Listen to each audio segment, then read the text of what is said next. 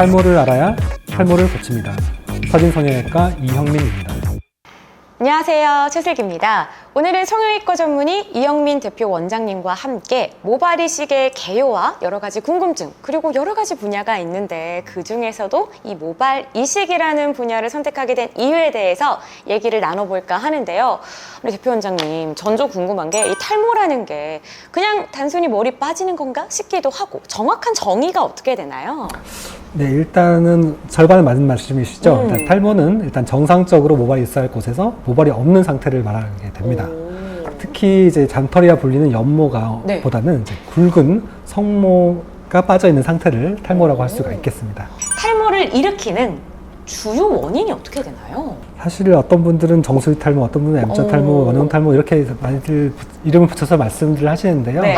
사실 기본적으로는 원인에 따라서 분류를 할 수가 있겠습니다. 그래서 먼저 원인에 대해서 말씀드릴 수가 있는데 유전이라든지 남성 호르몬 혹은 자가 면역체라든지 신체 컨디션 혹은 뭐 스트레스 혹은 약물 출산 등에 의해서 탈모가 일어날 수가 있겠습니다.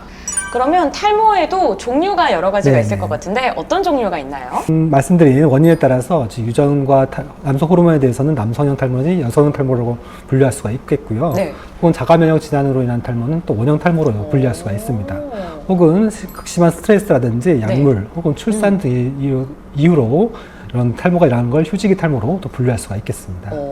근데 저는 궁금한 게 굉장히 많은 분야를 공부를 하셨을 것 같은데 그 중에서도 이 모발 이식이라는 분야를 선택하게 된 이유가 있으실 것 같아요. 네, 뭐 일단은 아무래도 제가 사실 탈모가 있었습니다. 그래서 저는 한참 의대 공부를 할 때 20대 중반쯤이었던 걸 기억되는데요. 그때 M자 탈모가 시작돼서 그때부터 이제 선배님들한테 여쭤보기 시작했고 또 의사 과정을 거치고 또 성형외과 전문의 공부를 하면서 탈모에 대해서 보다 전문적으로 공부를 하게 됐고 또 치료하면서 이렇게 탈모 모발 이식을 좀 선택하게 됐습니다.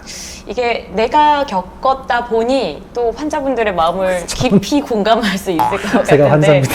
그렇죠. 저도 사실 개인적으로 참 관심이 많은 분야기는 해요. 그러면 이게 탈모 종류가 여러 가지가 있다 보니까 이 모발 이식 방법도 좀 다를 것 같은데 어떤가요?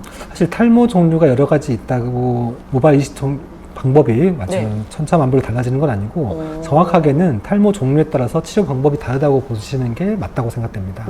보통 원형 탈모나 휴지기 탈모에서는 이제 두피 상태에 따라서 약물 치료를 우선적으로 하고요. 또 만약에 안정기에 들어서도 더 이상 호전이 없었을 때는 모발 이식을 하나의 치료 방법으로 고려해 볼 수가 있겠습니다. 그러면 저는 좀 궁금한 게 모발 이식을 물론 해서 좋아지면 너무 좋지만 이 모발 이식을 하지 않아도 자연스럽게 머리가 많아졌으면 하는 바람을 많이 갖고들 계시잖아요. 뭐 좀 좋은 방법 없나요? 일단 탈모의 원인부터 먼저 파악하는 게 우선이라고 생각됩니다. 사실 아직 분명히 자연적으로 좋아지는 탈모도 있습니다. 아까 말씀드렸듯이 원형 탈모라든지 심한 스트레스로 인한 휴지기 탈모 같은 경우는 어느 정도 시간이 지나시면 어느 정도 스스로 자연적으로 하고요. 그걸 조금 더 단축시키기 위해서 약물 치료를 병행할 수가 있습니다. 이제 모발 이식도 수술이기 때문에 이게 굉장히 부담스러우실 수 있기 때문에 먼저 전문의와 함께 이거 어떤 탈모인지 이걸 먼저 판단하시는 게 중요하다고 생각됩니다. 그럼 아무래도 모발 이식을 하기 전에 내가 지금 어떤 상태인지 분석하는 게 가장 중요하다. 이렇게 말씀을 해주셨는데 지금 더운 여름이잖아요. 근데 저는 되게 그런 생각을 많이 하거든요. 땀을 많이 흘리거나 열을 많이 받으면 이 뭔가 시술을 했을 때 아니면 이식을 받았을 때 조금 불편하지 않을까 이런 생각하는데 계절에 따른 가장 뭐 좋은 타이밍 이런 것도 있을까요? 사실 모발 이식의 성패를 이제 잡아할 때 생착률이라는 말을 많이 쓰게 되는데요. 사실 일단 모발 이식 할 때 뭐 특별히 계절 따라서 생착률 차이가 나진 않습니다. 다만 이제 수술을 하고 난 다음에는 1, 2주 동안은 이제 이식 부위가 자극이 되지 않도록 조심해야 하기 때문에 개인 사정에 따라 스케줄 조정하는 건 필요할 수가 있겠습니다. 자, 그러면 저도 궁금하고 많은 분들이 궁금해하는 게 아니 머리에 있는 걸 머리로 옮겨도 좋지만 아니 이렇게 저 팔털도 많고요. 저 다리털도 많은데 이런 다른 털들 머리에 이식 가능한가요? 네, 일단 이론적으로는 가능합니다. 사실 말씀드릴 건 모발 이식의 용어보다는 모낭 이식의 용어가 조금 모낭 더 이식. 적절한 용어라고 생각되는데 네. 모든 모발 끝에는 이제 모낭이라는 아주 중요한 부위가 있습니다. 네. 이제 모낭이 이식되면은 이제 거기서 자라는 거죠. 오. 근데 그렇기 때문에 모든 털에는 이제 모낭이 다 존재하기 때문에 네. 이제 그걸 이론적으로 채취해서 이식하면 이제 모발이 거기서 자랄 수 있게 됩니다. 오. 하지만 주의할 거는 이제 채취부의 특성을 생각을 네. 해봐야 되는데요. 채취부의 특성. 네. 즉 예를 들어서 아주 짧게 자라는 털이라든지 곱슬로 자라는 털을 이식하게 되면 네. 이제 어느 정도 이제 그런 특성을 갖게 아. 된다고 볼 수가 있습니다. 그러니까 예를 들어서 제 팔털이 좀 짧은데 그쵸. 여기 있는 걸 이식을 하게 되면 좀 짧게 자랄 수밖에 그럴 없네요. 수 있습니다. 아, 그런 물론 특성을. 이제 이식부의 성향이 약간 어느 정도 순화되긴 하지만 네. 그런 원래의 성질을 아주 어. 벗어나지는 않다고 생각됩니다. 아, 그렇군요.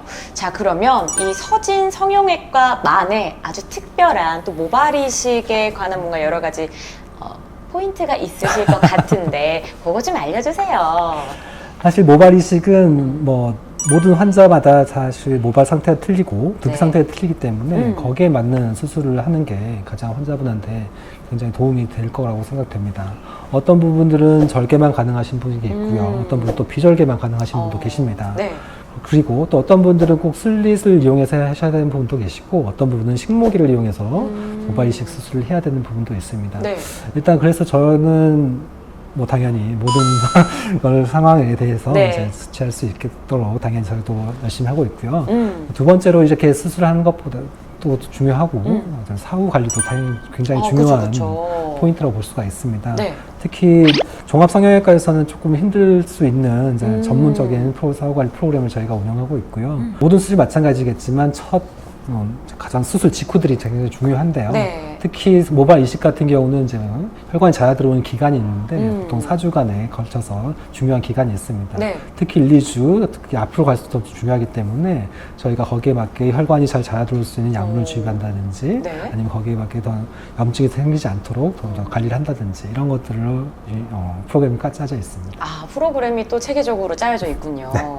자, 그러면 저도 자라나라 머리머리 파거든요. 이 탈모로 고통받으시는 분들을 위해서 원장님의 따뜻한 격려와 한마디 좀 부탁드립니다. 네, 탈모는 적절한 치료로 좋아질 수가 있습니다. 그리고 치료 방법은 탈모의 종류와 두피 상태에 따라 다를 수가 있기 때문에 제가 정확히 탈모인분과 함께 탈모 치료가 될 수도 있도록 최선을 다해 보겠습니다. 감사합니다. 자, 저희가 이렇게 여러 가지 모발 이식의 개요와 또 궁금증, 그리고 원장님이 왜 이 모발 이식을 선택하게 되는지 또 본인이 겪으셨다 이런 얘기를 또 해주셨는데요. 다음 편에는 여러분들이 궁금해하는 얘기 더 많이 담아놨으니까 구독, 좋아요 부탁드립니다.